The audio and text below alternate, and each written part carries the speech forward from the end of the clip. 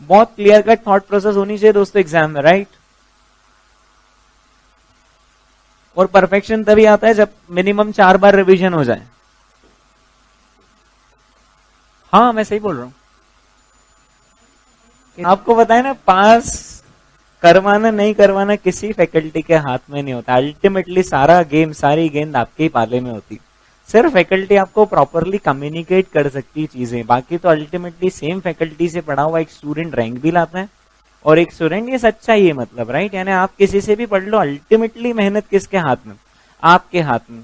और दूसरी चीज मैं ये मानता हूं कि लगभग 50% जो रहता है एग्जाम में वो लक रहता है और 50% आपकी मेहनत रहती है। तो सर फिर एक काम करें, लक के भरोसे रहे नहीं, क्या पता है आपको कि ये जो लक है ना, लक का फैक्टर तो 50% है जो भगवान ने अपने कंट्रोल में रख लिया, लेकिन 50% कंट्रोल आपको दिया है मेहनत का। तो क्योंकि आपके कंट्रोल में मेहनत है तो उस 50% भी मेहनत को कर लोगे ना, तो इंस्टीट्यूट ने पासिंग क्राइटेरिया 50% ही रखा हुआ है।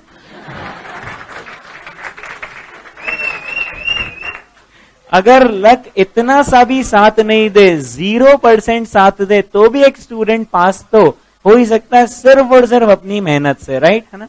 और लक ने थोड़ा सा सपोर्ट कर दिया तो उसमें इजाफा हो जाता है। और अल्टीमेटली पास या फेल सिर्फ और सिर्फ आपके हाथ में है। बहुत ही स्ट्रक्चर्ड अप्रोच अपनाओ, हर सब्जेक्ट का मिनिमम 4 बार रिवीजन कर ही लो, है ना। और एक और चीज, पढ़ते वक्त कभी भी किसी भी एक पर्टिकुलर पॉइंट में बहुत ज्यादा नहीं उलझना चाहिए। यानी कुछ स्टूडेंट रहते हैं वो क्या करते हैं, वो किसी भी सब्जेक्ट में डॉक्टर या पीएचडी करने की कोशिश करते हैं। करना ही नहीं चाहिए, आपको बहुत सीधी सीधी तैयारी करनी चाहिए।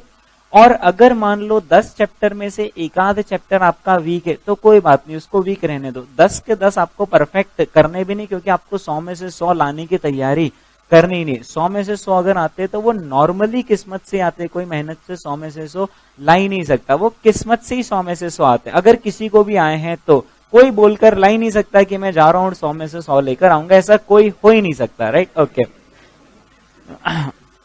तो अगर आपको पास होना है ना, आप आराम से उसका 4 बार रिवीजन कर लो, राइट है ना। ओके और सारी चीजों में परफेक्शन की जरूरत नहीं है। जैसे कुछ स्टूडेंट क्या करते हैं, एक पॉइंट को लेकर बैठ जाते हैं कि ये पॉइंट तो हमसे बन ही नहीं रहा है, अब इसको मैं कैसे करूं। तो उसके लिए एक रेफरेंस बुक देखेंगे या फिर किसी फैकल्टी का लीक वीडियो लेक्चर लेकर उसको देखेंगे।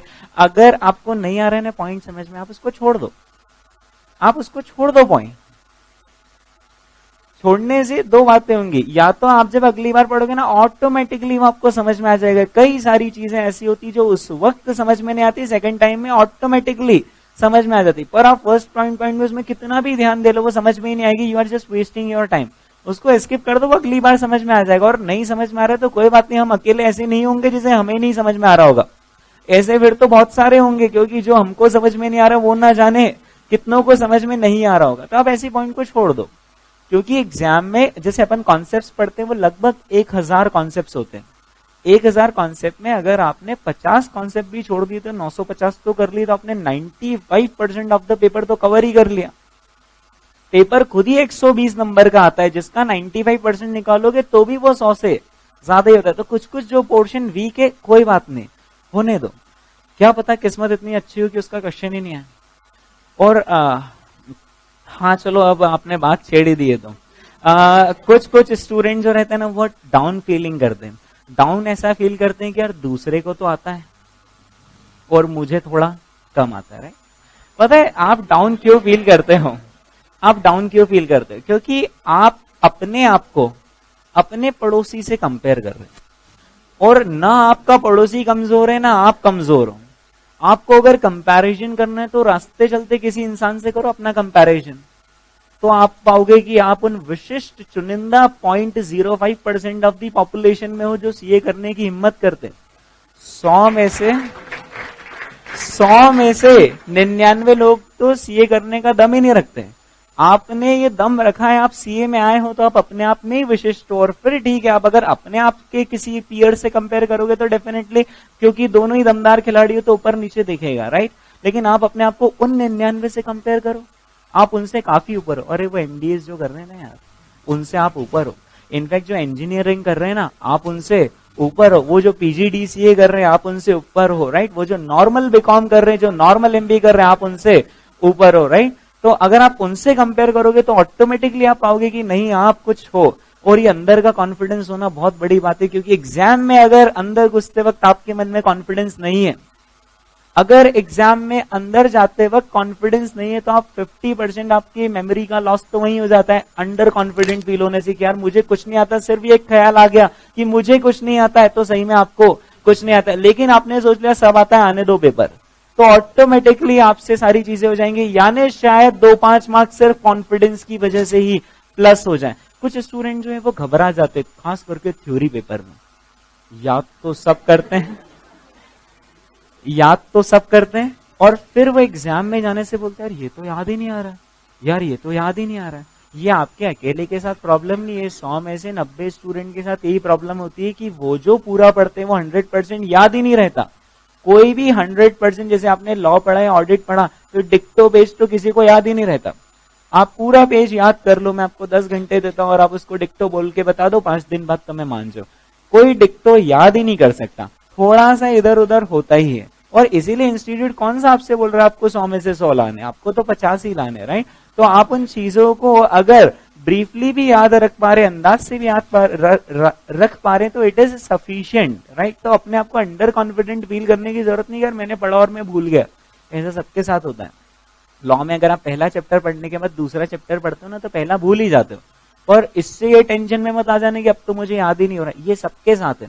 और आखिरी दिन का रिवीजन जो है ना, वही सबसे इंपॉर्टेंट होता है, वो डिसाइड करता है कि आप पास हो गया फेल हो गए। अगर किसी सब्जेक्ट को आपने 4 बार रिवाइज कर लिया, 4 महीने तक रिवाइज करा, लेकिन एग्जाम में जाने से पहले एक दिन आपने उसको रिवाइज नहीं किया, कोई मतलब नहीं, एग्जाम में परफॉर्मेंस सीधा आपका 50% हो जाएगा।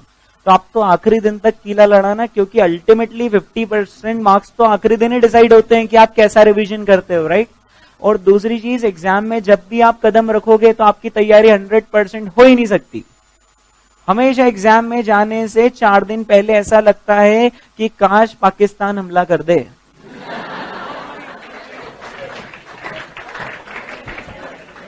हमारी एग्जाम पोस्टपोन हो जाए, ऐसा लगता है, काश अचानक से सरकार गिर जाए और चुनाव अनाउंस हो जाए, काश कुछ हो जाए किसी तरह से। और ऐसा आपके नहीं, आपके पड़ोसी और सबके ऑल ओवर इंडिया जितने बच्चे, सबके मन में ख्याल आता है। क्यों? क्योंकि आपने एक इंटरनल टारगेट सेट कर रखा है अपने आप के लिए, और वो टारगेट कभी मीट हो ही नहीं सकता। क्यों? क्योंकि जब भी आप टारगेट सेट करते हो तो आपकी जो लेवल है ना एफिशिएंसी, उससे थोड़ा ज्यादा ही टारगेट सेट करते हो, ताकि आप अपने आप को स्ट्रेच कर पाओ। ऐसा ही करते होंगे आप टारगेट सेट करते हैं, कभी भी रिलैक्सिंग टारगेट सेट किया तो वो टारगेट ही नहीं हुआ। टारगेट ही वही होता है जो थोड़ा ऐसा अनअचीवेबल सा लगे, राइट। तो जब वो टारगेट मीट नहीं होता तो ऐसा लगता है काश एग्जाम 4 से 5 दिन आगे खिसक जाए। ऐसा होगा ही नहीं कभी कि एग्जाम 4 से, एग्जाम की तो डेट फिक्स है, right. You have to start early to complete your preparation. और अगर इनकम्प्लीट प्रिपरेशन भी है तो कोई प्रॉब्लम नहीं।